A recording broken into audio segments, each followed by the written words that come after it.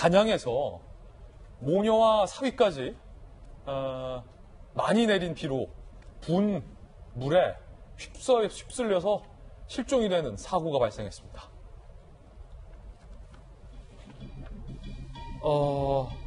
손정혜 변호사님, 안타까운 사고인데 이거 어떤 사고죠?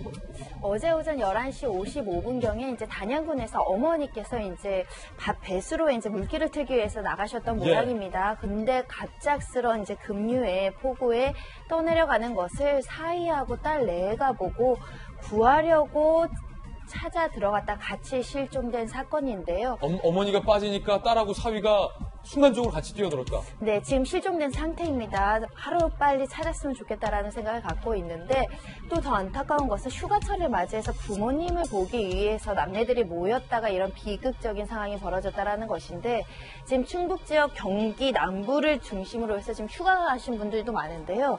지금 인명피해가 난 곳들이 이제 제천에 이제 낚시터, 그러니까 낚시를 하다가 토사물에 이제 휩쓸리신 분들도 있고요. 캠핑장에서도 사고가 있었습니다.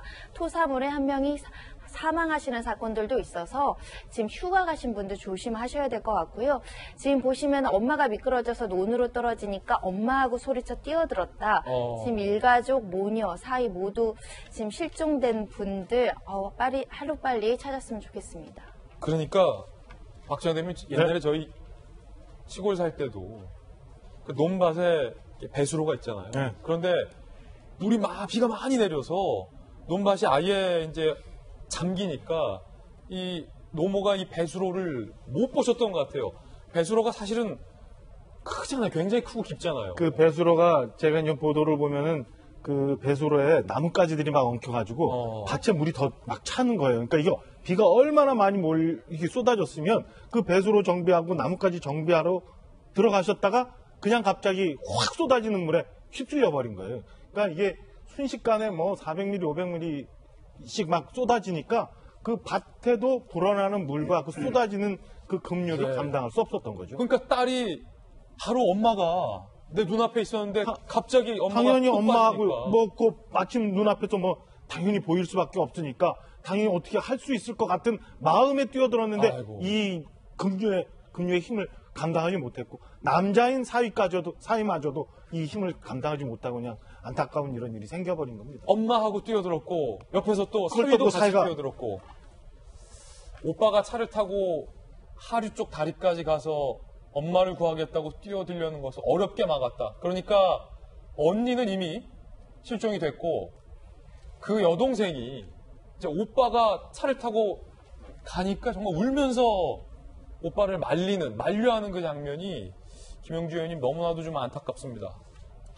그렇습니다. 지금 이러한 일들이 그동안에 이제 어느 지역들이 서서히 개발되는 과정에 있고 그러다 보니까 전반적으로 국토가 하나하나 차근하게 어떤 폭우라고 하는 큰 기상사태에 대비할 수 있는 것들 대비책을 만들어야 되는데 실제로 그런 부분들이 상당히 모자람으로 인해서 또 더군다나 최근에 이제 기상청이 말하자면 기상예보 시스템을 바꾸는 과정에서 집중된 폭우에 대해서 수도권은 좀 더 많이 말하자면 예측도가 높아졌습니다만 중천권이나 다른 지역에 대한 예측도가 들쑥날쑥함으로 인해서 많은 비판을 받고 있고 그런 것들이 조금 더 아쉬운 것은 지자체와 기상청이 연동해서 미리 그런 것을 점검했더라면 즉 여름에는 사실은 물바지가 있거든요. 다 물을 막아낼 수 있는 큰 그릇들이 있는 셈인데 그것이라도 빨리빨리 열어놓는다든지 도심의 경우는 특히 이제 농촌 지역 같은 경우는 저런 배수구에 또 하천으로 범람하는 부분들을 부분적으로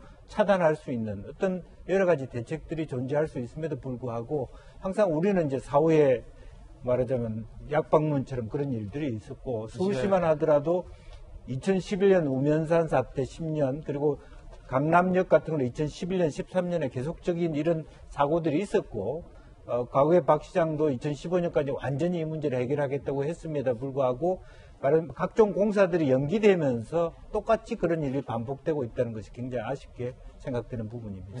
물론 이재명 기자 6명이 지금 사망하셨어요.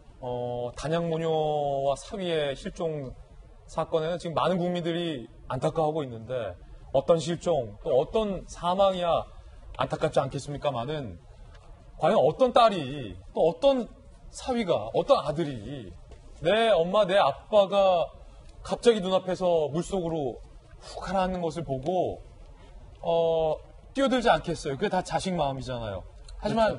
하지만 조심해야 된다. 그럼에도 불구하고. 그렇죠. 금리라는 게 사실 눈에 보는 것과 굉장히 힘이 다르기 때문에 예. 아까 박정환 전 대변인도 말씀하셨지만 이게 그 힘을 감당하기가 참 쉽지 않은 거죠.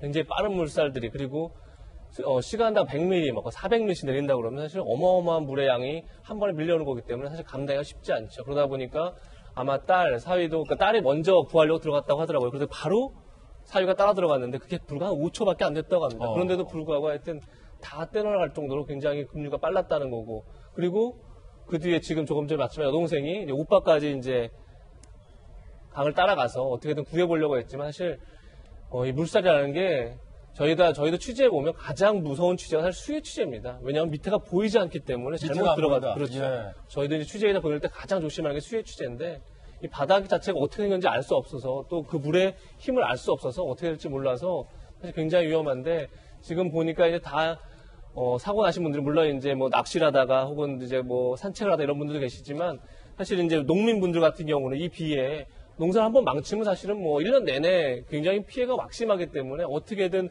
배수를 정비하려고 하고 조금이라도 지금 저희 화면에서도 뭐 수박에 둥둥 떠들어가는 걸 봤지만 어떻게든 농작물을 좀 살려보려고 하는 건데 사실 굉장히 위험하기 때문에 어쨌든 각별히 좀 조심해야 되지 않나 이런 생각이 듭니다. 특히나 이제 충북 소방관 실종 사고 같은 경우에는 딛고 서 있던 땅이 도로가 갑자기 사라지면서 소방관도 급류에 휩쓸리는 사고로 이어졌습니다. 각별히 조심하셔야 될 것 같습니다.